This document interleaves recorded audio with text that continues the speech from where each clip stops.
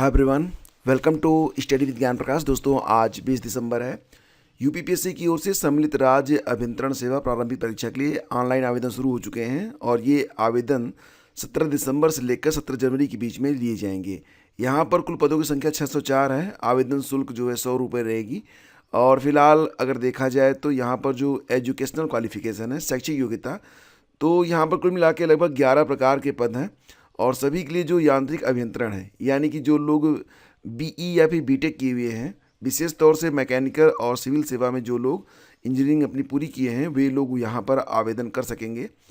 तो फ्रेंड्स, यहाँ पर फ़िलहाल छात्रों ने ये कहा है, यानी कि जो लोग यहाँ पर आवेदन कर रहे हैं वो ये कह रहे हैं कि इसका जो प्री का सिलेबस है उसमें, क्योंकि ये जो परीक्षा है यह सिविल और मैकेनिकल इंजीनियरिंग से संबंधित है, तो यहाँ पर अभ्यर्थी ये कह रहे हैं कि फ़िलहाल इसके लिए जो यहाँ पर तैयारी की गई है प्रारंभिक परीक्षा में, उसमें तो पहले तो सामान्य ज्ञान और हिंदी, ये दो टॉपिक तो शामिल किए ही गए थे। लेकिन अगर आप देखेंगे तो यहाँ पर कुल मिला के कुछ और भी नए टॉपिक, यानी कि 22 प्रकार के नए टॉपिक यहाँ पर शामिल कर लिए गए हैं। और अभ्यर्थी ये कह रहे हैं कि इससे जो है मतलब उन पर एक तरीके से अतिरिक्त भार पड़ रहा है।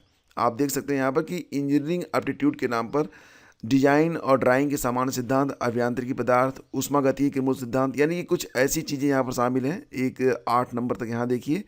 इसके बाद बाकी चीज़ें मैं आपको यहाँ पर दिखा देता हूँ। तो अभ्यर्थी ये कर रहे हैं कि ये जो सिलेबस है ये बहुत ही भारी सिलेबस तैयार किया गया है, और ख़ास तौर से ऐसी परीक्षा के लिए जो कि इंजीनियरिंग से संबंधित है। मुख्य परीक्षा में भी आप देख रहे हैं कि सामान्य हिंदी और सामान्य अध्ययन को जोड़ा गया है। तो इसको लेकर जो अभ्यर्थी हैं, फिलहाल उनकी जो अलग अलग प्रतिक्रियाएँ हैं वो सामने आ रही हैं। लेकिन मूल रूप से बात फ्रेंड्स यहाँ पर ये है कि इसमें सिर्फ वही अभ्यर्थी आवेदन कर सकते हैं जो कि सिविल सेवा में या फिर मैकेनिकल में उन्होंने अपनी इंजीनियरिंग जो है वो पूरी की हुई है। तो ये खबर यहाँ पर निकल के आ रही है। खैर, आगे इसके बारे में मैं आपको एक अपडेट दे देता हूँ। यहाँ पर आप देख सकते हैं, बताया गया है कि एई भर्ती 22 विषयों का इंजीनियरिंग से नाता नहीं। उत्तर प्रदेश लोक सेवा आयोग ने इस बार बदला है पाठ्यक्रम। तो यहाँ पर जो अभ्यर्थी ये कह रहे हैं कि प्रारंभिक परीक्षा में मानव स्वास्थ्य और स्वच्छता, जलवायु परिवर्तन समेत 22 नए टॉपिक जोड़े गए हैं जिनका सिविल या मैकेनिकल अभियांत्रिकी से कोई सीधा संबंध नहीं है। छात्रों का ये भी कहना है कि अभियांत्रिकी के 20 से 25 विषयों के साथ उन्हें हिंदी और सामान्य विज्ञान पढ़ना होता है, लेकिन प्रारंभिक परीक्षा में 22 अन्य टॉपिक जोड़ देने से भार जो है बहुत बढ़ गया है। इतना बड़ा पाठ्यक्रम किसी परीक्षा का नहीं है। मांग है कि प्रारंभिक परीक्षा में या तो 22 विषय रखे जाएं या फिर हिंदी और सामान्य विज्ञान, मतलब कि एक तरीके से यहाँ पर ये बात कही जा रही कि या तो भैया आप सामान्य ज्ञान और हिंदी की परीक्षा ले लो या फिर ये जो 22 टॉपिक है इसकी परीक्षा ले लो। खैर फ्रेंड्स, यहाँ पर आगे बढ़ते हैं और खबर है यहाँ पर 69,000 शिक्षक भर्ती के बारे में। तो गुरुवार को इस पर सुप्रीम कोर्ट में सुनवाई होनी थी, लेकिन सुनवाई नहीं हुई और अब उम्मीद है कि जनवरी के पहले सप्ताह में, अभी डेट नहीं आई है, तो जानकारी मिल रही है कि जनवरी के पहले सप्ताह में फिलहाल अब ये सुनवाई की जाएगी। तो आरक्षित वर्ग के अभ्यर्थियों का नेतृत्व कर रहे अमृत पटेल ने कहा कि पिछले कई बार से तारीख लग रही है लेकिन सुनवाई नहीं हो पा रही है। उम्मीद है कि जल्दी हमें न्याय मिलेगा। और जैसा कि मैंने कल ही आप लोगों को अपडेट दे दिया था कि शिक्षा सेवा चयन आयोग ने अपने ट्विटर हैंडल पर, यानी कि जिसको अब आप एक्स कहते हैं, तो उस पर असिस्टेंट प्रोफेसर भर्ती परीक्षा 16 और 17 फरवरी को कराने के बारे में नोटिस जारी कर दी है। इस पर एक वीडियो बनाकर मैंने आप लोगों को कल रात ही दे दिया था। अगर आपने नहीं देखा है तो अभी आप देख सकते हैं। मात्र 2 मिनट का वीडियो है और उसमें नोटिस वगैरह सब कुछ कायदे से आपको दिखा दी गई है। तो 16 और 17 फरवरी की परीक्षा करवाई जाएगी। और परीक्षा, जैसा कि अगर आप विज्ञापन देखेंगे तो उसमें परीक्षा से प्रयागराज में कराए जाने के बारे में बात कही गई थी, लेकिन फिलहाल अगर देखा जाए तो अब ये परीक्षा जो है ये प्रयागराज, गोरखपुर, वाराणसी, मेरठ और लखनऊ के साथ आगरा में भी करवाई जाएगी। तो ये जो आप देख सकते हैं यहाँ पर कि 5 मंडल मुख्यालयों, जैसे कि अच्छा मंडल मुख्यालयों की बात की जा रही है, ऐसा नहीं है कि ये जिलों में होगी। यानी कि ये परीक्षा जो है अब प्रयागराज में होगी, गोरखपुर में, वाराणसी में, लखनऊ में और मेरठ के साथ साथ आगरा में ये परीक्षा होगी। ठीक है, तो मंडल मुख्यालयों पर ही होगी। ये मत समझिएगा कि जो मतलब ज़िले हैं वहाँ पर परीक्षा कराई जाएगी। फिलहाल डेट्स आ चुकी हैं। रही बात की टीजीटी पीजीटी के बारे में, तो फ्रेंड्स जैसा कि आप लोग जानते ही हैं कि टीजीटी पीजीटी के बारे में अपडेट यही है कि अभी ये जो परीक्षा है ये अप्रैल में होने की इसकी पूरी संभावना है और अभी इसका ऑफिशियल नोटिफिकेशन जारी नहीं हुआ है, लेकिन उम्मीद की जा रही है कि बहुत ही जल्द आपको टीजीटी पीजीटी एग्ज़ाम के बारे में भी ऑफिशियल नोटिस देखने को मिल जाएगी। फिलहाल आप लोग तैयारी अपनी करते रहिए। और देखो, यहाँ पर सपा सदस्यों ने गुरुवार को विधानसभा में बेरोजगारी का मुद्दा उठाया और यहाँ पर अलग अलग जो आंकड़े थे वो पेश किए गए हैं। फिलहाल सरकार के भी जो आंकड़े हैं, सरकार ने ये कहा है कि प्रदेश में अब बेरोजगारी दर 3% है।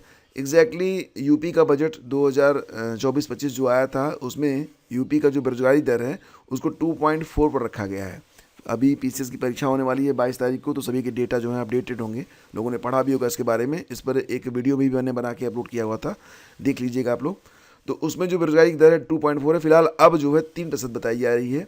तो युवाओं को बड़ी संख्या में रोजगार दिलाया जा रहा है, ऐसा सरकार के पक्ष का कहना है। और अभी इजराइल सहित अन्य देशों में 5600 श्रमिक भेजे गए हैं। आगे इजराइल, जर्मनी, जापान, क्रोएशिया से देशों में 25,000 कामगारों को नौकरी के लिए भेजा जाएगा। और भी तमाम तरीके की नौकरियों की बात यहाँ पर की जा रही है। योगी सरकार के बीते 7 वर्षों में कार्यकाल में 7 लाख युवाओं को सरकारी नौकरियाँ दी गई हैं, ये भी कहा गया। और ये भी कहा गया कि 9,220 रोजगार मेलों के माध्यम से कुल 11,81,628 युवाओं को निजी क्षेत्र में रोजगार दिलाया गया है। फिलहाल नेता प्रतिपक्ष ने यह भी कहा है कि सरकारी विभागों में करीब 4.5 लाख पद जो हैं खाली हैं। राजस्व विभाग में 11,000, बेसिक शिक्षा में 78,000, माध्यमिक में 48,000 पद रिक्त हैं। 20 लाख से अधिक बीटीसी और 15 लाख से अधिक बीएड पास युवा जो हैं नौकरी की तलाश में हैं। तो एक तरीके से यहाँ पर अगर देखा जाए तो काफ़ी जो है आपस में बहस हुई है। और ये भी आरोप लगा कि पीसीएसजे में जो 50 अभ्यर्थियों की कापियाँ बदली गई थी। 69,000 शिक्षक भर्ती में आरक्षण का घोटाला किया गया। श्रम एवं स्वयोजन मंत्री ने कहा कि पर्चा लीक होने से रोकने को सख्त कानून बनाया गया है। और 69,000 शिक्षक भर्ती में अनारक्षित वर्ग के अभ्यर्थियों को निर्धारित आरक्षण के अनुसार तय पदों से अधिक पदों का चयन मिला है। तो सारी बातें यहाँ पर हैं। तो खैर ये अच्छी बात है कि ये चीज़ें निकल कर सामने भी आती हैं और जो लोग हैं, जो युवा हैं, जो संबंधित लोग हैं, उनको इसके बारे में जानकारी मिलती है। और देखो ये खबर यहाँ पर और भी है कि कुम्हरार स्थित बापू सभागार परीक्षा केंद्र में 13 दिसंबर को जो हंगामा हुआ था, तो बीपीएससी पीटी में हंगामे का आरोपित गिरफ्तार किया गया है। और जो क्वेश्चन पेपर का बंडल गायब हुआ था, तो वो बंडल भी यहाँ पर बरामद कर लिया गया है। कहा जा रहा है कि छानबीन में उसके पास से परीक्षा हाल से गायब प्रश्नपत्र का बंडल भी मिला है, जिसमें 12 पेपर थे। इसके अलावा एक मोबाइल फ़ोन जब्त किया गया है। एएसपी ने बताया कि अन्य आरोपितों की तलाश विशेष टीम छापेमारी करके कर रही है। तो पुलिस ने सुपौल निवासी मनीष कुमार को गिरफ्तार किया है। और आपको पता ही होगा कि क्या हुआ था 13 दिसंबर को, ठीक है। पेपर लीक के नाम पर ठगी की तो 10 साल की जेल। तो जैसा कि आप देख पा रहे हैं कि बिहार में प्रतियोगी परीक्षाओं का पेपर लीक होने की अफवाह उड़ाने वाले, गलत प्रश्नपत्र प्रसारित करने वाले या पेपर लीक के नाम पर बरगला कर अभ्यर्थियों से ठगी करने वालों पर अब और सख्ती बढ़ने वाली है। ऐसे साइबर ठगों को संगठित गिरोह का सदस्य मानते हुए उन पर बिहार लोक सेवा अधिनियम के तहत कार्रवाई की जाएगी, जिसके तहत 1 से 10 करोड़ तक का जुर्माना और 10 साल तक की सजा का प्राविधान है। तो आर्थिक अपराध इकाई EOU इस दिशा में कार्रवाई शुरू भी कर दी है। मालूम हो कि पिछले सप्ताह बिहार लोक सेवा आयोग की 17वीं संयुक्त प्रारंभिक परीक्षा के दौरान EOU ने परीक्षार्थियों को ऐसे साइबर ठगों से बचने के लिए सलाह देते हुए शिकायत के लिए व्हाट्सएप नंबर भी जारी किया था। तो कड़े प्रावधान यहाँ पर किए जा रहे हैं, लेकिन जैसा कि आप देख पा रहे हैं कि ऐसी खबरें फिर भी निकल के सामने आती हैं। और उम्मीद की जा रही है कि अब ऐसी जो घटनाएं हो रही हैं उस पर नकेल कसी जा सकती है। फिलहाल फ्रेंड्स, अगर आप यूपीपीसीएस 2022 की परीक्षा में शामिल हो रहे हैं तो कुछ बहुत ही इंपॉर्टेंट वीडियोज़ हमने चैनल पर अपलोड किए हुए हैं। उनका लिंक मैं आपको डिस्क्रिप्शन में और टेलीग्राम पर शेयर कर दूंगा, तो आप लोग उनको ज़रूर देख लीजिएगा।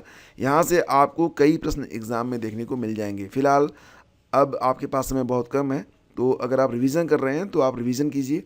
मतलब एक तरीके से अब आप स्वयं डिसाइड करें कि आपकी तैयारी का लेवल क्या है। अभी आपको रिवीजन करना है कि कुछ चीज़ें छूट गई हैं, उनको आपको पूरा करना है। शेष अगले वीडियो में। Thank you, have a great day, जय हिंद।